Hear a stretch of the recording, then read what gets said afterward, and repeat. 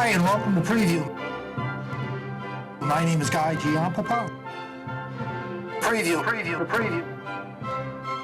5, 4, 3, 2, 1, cue guy. Hello and welcome to Preview. My name is Giampapa. On our program today, we're going to talk with Diego Arciniagas, who is an actor, director, very prominent in Boston. He'll be with us in a few moments, but first, let's talk about theater.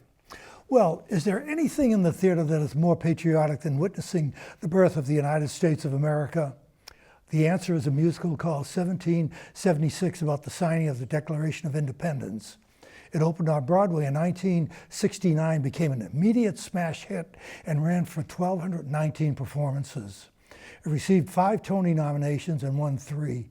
The Company Theatre of Norwell took on the task of recreating this historical event, and I am here to tell you that they deserve a salute for a job well done.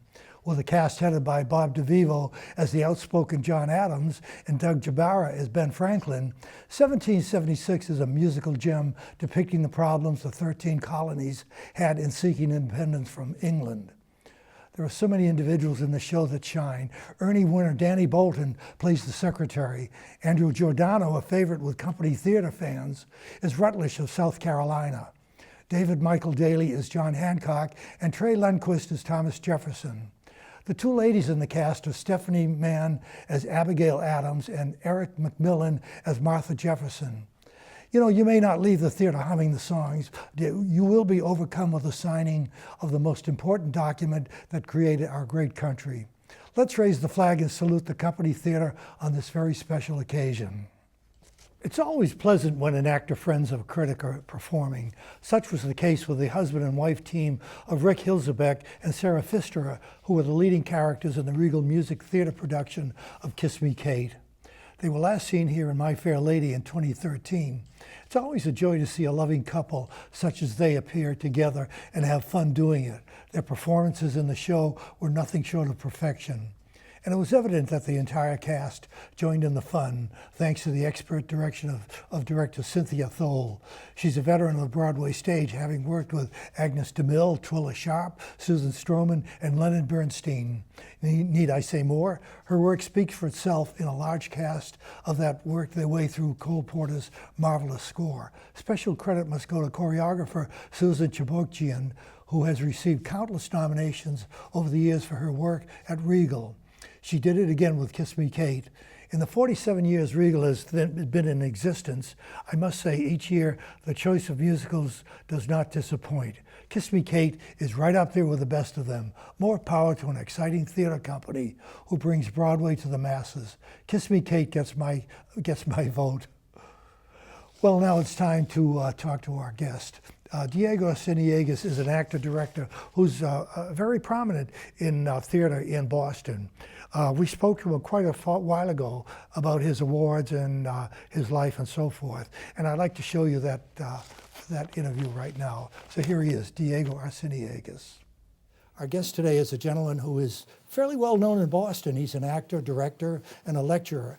And if you're a theater goer, you know this man. His name is Diego Arciniagas, and I want to welcome you to Walpole, Diego. Thank you, Guy. It's been 16 years since I've talked to you in person. Oh my gosh. It's a long time. That's a long time. At that time, you had just won the Elliot Norton Award. Right. That was right. in 1995, I believe. That's correct. You came out to Rentham where I was doing a show. That's right. And we were so impressed that you said, sure, I'll come out and do it. Sure. Yeah, I mean, you know, we thought maybe you'd be stuck up or something, but... Oh, no. I grew up in the South Shore. So I'm very comfortable in these parts of the suburbs. Well, you'll have quite a resume. I mean, since the time I've known you in all those years, I mean, you've done everything. And I've been following your career most of the time. And I was so pleased when I found out that you were going to direct A Christmas Story in Watertown at the New Rep Theater at the Arsenal. Tell me about that. Well, it's a co-production between New Repertory Theater and Arsenal Arts. Okay. They merged together on this. Well, they're not merged. They're they're cooperating in together on this particular show, which is great for the holidays. It'll light up the whole Arsenal Center for the Arts. And it's posing the interesting and exciting challenge of taking a movie and making it into a play. So the things that folks might not be aware of, sometimes in movies, the story, parts of the dialogue happens in a car. Right. And they put it in the car just because they thought, oh, good location, it'll be fun, you know, but it has nothing to do with the dialogue. Right. So the decision to put something in a car on stage is very different than doing it on film. So to a certain extent, there's a certain amount of reimagination of how this story unfolds on the stage as opposed to on film. And yet there are still those iconic moments, of course. Who can forget the lamp and and those other moments that, as you said before we were rolling camera, you know, made you roll on the floor. Right. Oh, it really did. Yeah. We're hoping to recapture those moments. How close to the movie is the story itself? Did you make any changes? Well, in terms of the dialogue, I think it hews very closely to the film. It is an adaptation. It's more how the storytelling happens. Theater is, in essence, metaphorical in nature, whereas film is literal. So we have to find clever devices for having, you know, well, the car scene, for example. How do you get a car on stage? Or going to Santa's palace at the department store. All these things have to move in real time. There's lots of moving parts. We have no second or third takes, no do-overs. It all has to unfold sequentially in real time in front of a live audience. So that's what's exciting about it. It's always a little bit different every night. I'm sure it will be, and it involves the audience's imagination as well. We will be suggesting locations, and the audience fills in the details.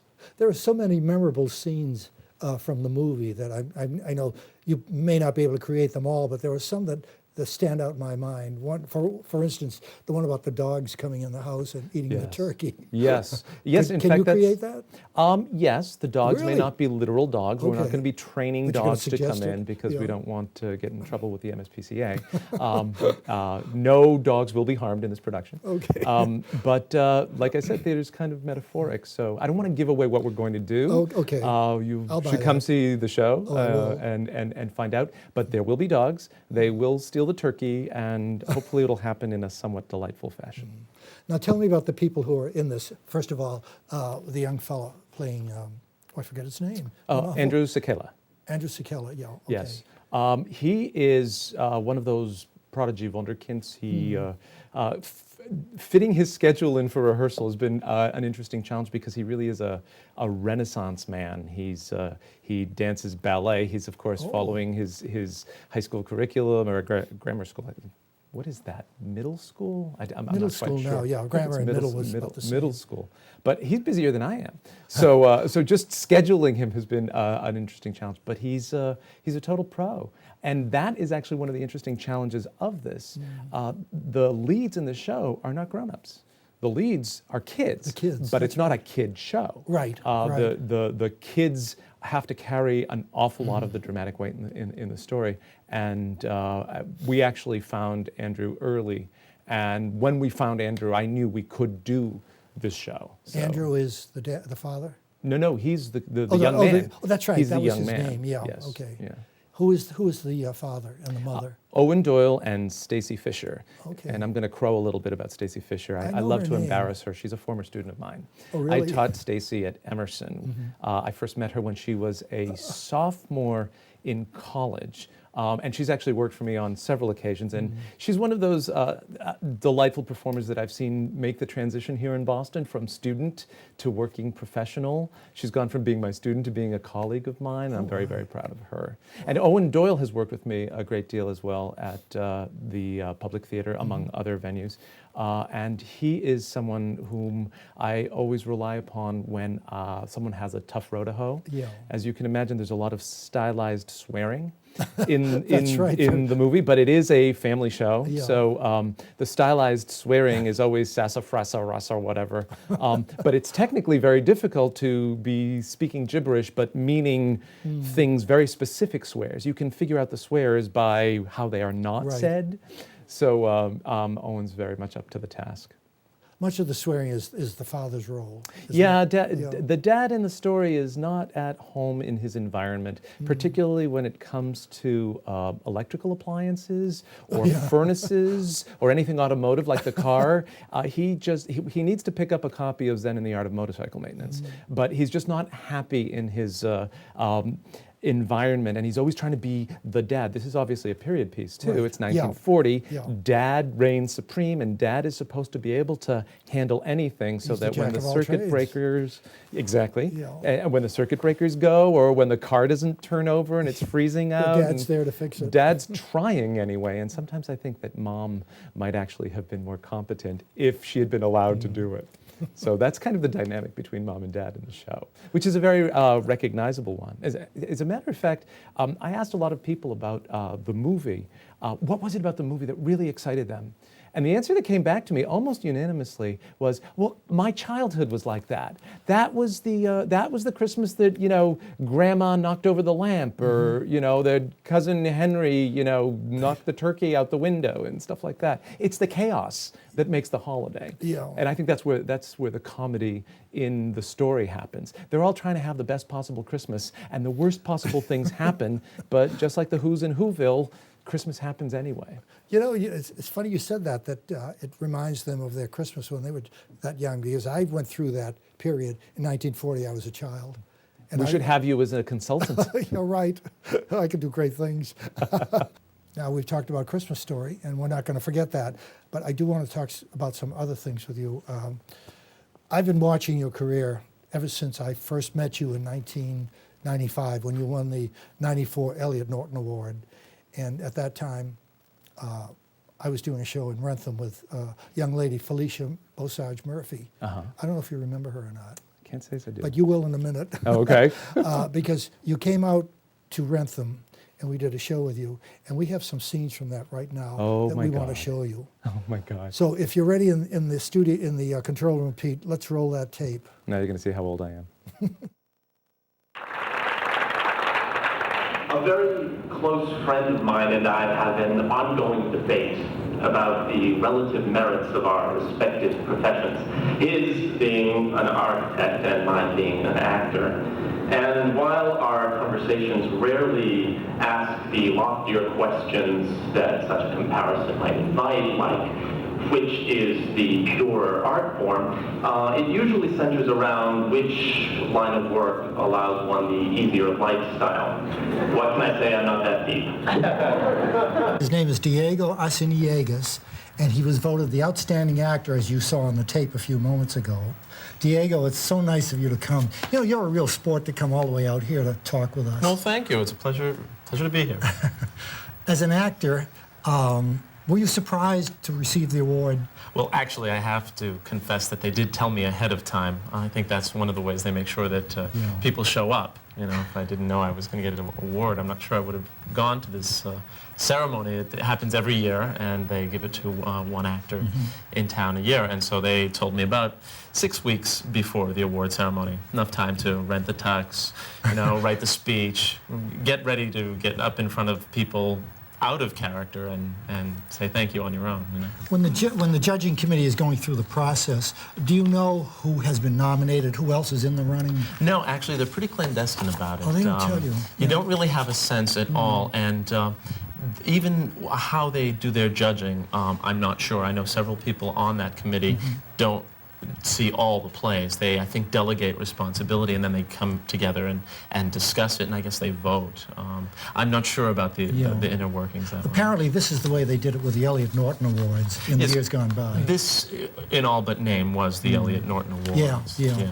So was this the highlight of your theatrical acting career? Well, it was certainly one of them. Actually, I'm the type of person who has more fun on stage and character than accepting awards and shaking hands. I get terribly self-conscious, actually. I enjoy being other people on stage, probably more so than I do, thanking people for the acclaim itself. You know? But it certainly won't hurt on your acting resume. No, it certainly won't, and as soon as I can get behind my computer, it's going to go on there. I haven't done it yet.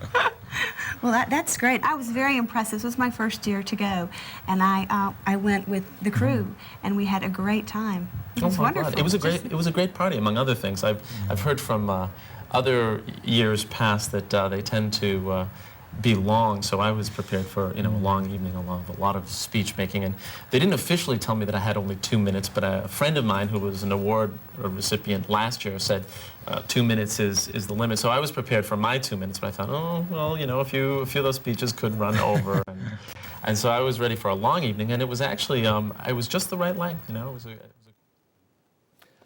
Well, Diego, what do you think? All I could say is that, I still had acne. That's how long ago it was. Now, in those days, you were just acted. You weren't directing or doing anything That's else, right. were you? That's right. No, I was just performing. Yeah. Then you went on to directing and lecturing and so forth. Yeah, the one sort of grew out of the other. The opportunity to teach grew out of the experience that I had garnered as an actor, and people had seen my work and wanted me to come teach their undergraduates. Yeah. And then directing grew out of that. I started directing. I had directed in the past, but I directed at the college level and then started directing professional productions. So it was very organic development. You did work at Wellesley College? Yes, yeah, I'm a senior lecturer in theater studies there. I've been there for about 16 years. You're still there? Oh, yes. Yeah. And part of your education was in England, is That's that correct. That's Yeah. correct. Yeah, right out of college, I went to a program called the British and European Studies Group London, which was run by Cambridge Dawn, who would bring lecturers down from Cambridge University for the academic material and would bring the actor instructors from the big acting academies in London, RADA, Lambda, Webber Douglas, and they would teach. It was an incredible training. And then at night, you'd go and see shows in Britain, in London. So it was tremendous. I learned almost as much by watching as I did by, the I can actual imagine. instruction. Yeah. Well, you've come a long way since those days in 1985. I mean, you've won all kinds of awards. As a matter of fact, you won the Ernie for Best Solo Performance, was it 2 years ago or last year? I won the Ernie, it wasn't solo performance, although it might have felt like it, for the role of Frank Hardy in Faith Healer, which is a 3 linked monologues. So I see why you might think that it was a solo performance. I was nominated for an Ernie for a New Rep show, Tom Paine, Mostly About Nothing, and it was the inaugural season of Downstage at New Rep, but the year is escaping me. It was a couple of years ago. But did you win last year or the year before? I have a reason for saying this. It seems to me I presented you with the Ernie Award. Do you remember that? If you presented me with an Ernie Award, it must have been for Faith Healer. Unless it was for Rosencrantz and Guildenstern, or did I sound like I'm bragging, but I got the Ernie Award for playing Guildenstern in Rosencrantz and Guildenstern Are Dead, also at Was New this a Rep. year or two? No, this was quite some time Oh, ago. no. I've only been an Ernie member 3 years now. Yeah, no, it was Yeah. probably Faith Healer. Okay. That was the last time I won. Yeah. Not that I'm keeping track. But you were nominated last year. I was. It was seems I to me I remember reading your name and really? saying to myself, I hope he wins so I can say hello to him. Well, and I mean no disrespect with this, but I tend to be the kind of person that doesn't watch the. I play a better game of tennis when I'm not keeping score, so I tend not to. I try not to obsess about those things. Are you a tennis player? I play. I wouldn't say I'm very good. I'd love to play with you sometime. Okay. I am a tennis player. Oh, you'll kill me. All right. Oh, I don't know about But that. that's okay. I'm good in defeat. Well, I'm good in defeat also, so we're equal. Well, I'm still impressed by your background. Now, you name the theater, and Diego's been there. Stoneham, Speakeasy, Huntington, New Rep. Where else? Where else have you been? Well, I'd like to say that what I love about Boston is it's like one very large repertory company, yeah. and the opportunity to work at all these different theaters under all these different artistic visions is really something that I think is somewhat unique to Boston. Yeah. I've done some pretty wild and crazy stuff too. I was actually in an opera 2 years ago. I wasn't singing, don't worry, although I do sing, but not on the operatic level. It was an opera entitled María de Buenos Aires, and it was the first opportunity I had to perform in Spanish, which happens to be my first language. And so I really enjoyed doing that project. That was at the Skirball Center for the Performing Arts in New York City. with Gotham Chamber Opera, and I got to work with actual opera singers. And I have to Really? tell you, That's an experience. the most amazing things that I never thought, you just have to be on stage with an opera singer to appreciate this. I remember Nicole Piccolomini, who played Maria de Buenos Aires, was singing right in front of me, and I'm supposed to be dancing tango with her. She made the back of my head vibrate with singing. Her notes were so I can pure believe that. I could feel the bones in my head vibrating. It was just extraordinary. Wow. And it's a tango operetta by Astor Piazzolla. And it was the most gorgeous music with a live orchestra at the Skirball Center for the Performing Arts. It was one of those dream things. Well, you must have floated when you went home. Oh, it was that tremendous. night. Yeah, and I got to hang out in New York City for about 6 weeks, and Oh, that's great, always yeah. fun. Do you get down to New York very often? I do whenever I can, Yeah. either to see theater or I have a lot of friends there. There's a lot of Boston actors who've Yeah, they've gone made down the there. move down to New York or Yeah. whatever. Former students of mine, so I get down when I can. It seems though a lot of actors are coming back now. Mm-hmm. I mean, the theater scene in the Boston area is so great today. Actors from New York come up and audition Yeah, in they Boston do, with yeah. some frequency. Absolutely, yeah. Boston is a thriving town for theater. What are your plans after Christmas Story? Can you talk about that? Well, it's the typical actor thing where you don't want to jinx things that are in the okay. works, but there are other performing opportunities that I'm up for, including a musical. So that would be the first time I performed a musical in a while, not since the opera, but I don't count that Yeah. because I wasn't singing. And there's some directing opportunities and even some administrative opportunities that may be presenting themselves. My goodness, you're a busy man. It just feels like you're going from one thing to the other, though. It's only when you look backwards that you say, oh, Yeah. there was a pattern to that. I could see how that pattern developed. Diego, you were, how old were you when you came to America? I know you were born in Colombia. Yes, I was Yeah. I was a year and a half. Oh my goodness. Yeah, I grew up in Milton in the South Shore here in Really? Milton, Massachusetts. But the funny thing was, it was before there was an appreciable Hispanic community in the Boston area.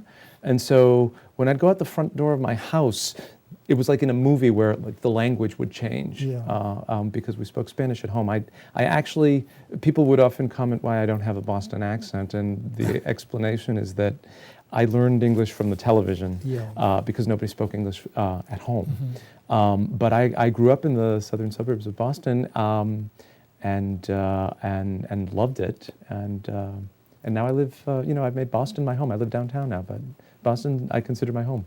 What was your first acting job? Professional or Yeah. amateur? Let's say amateur. Let's start with that. Well, if you count the first grade play where I played St. Francis of Assisi, I guess first grade. But when I got back from England, I started in community theater, and I believe the production was You Can't Take It With You, and I I don't love that. remember the character's name, but I was Yeah. the 20-something young man love interest. Oh yeah, yeah. I can't remember his name. I can't either. Jimmy Stewart played it in. Jimmy Stewart played in the yeah, movie. with Gene Arthur. That's right. Yeah. That's right. Lovely play.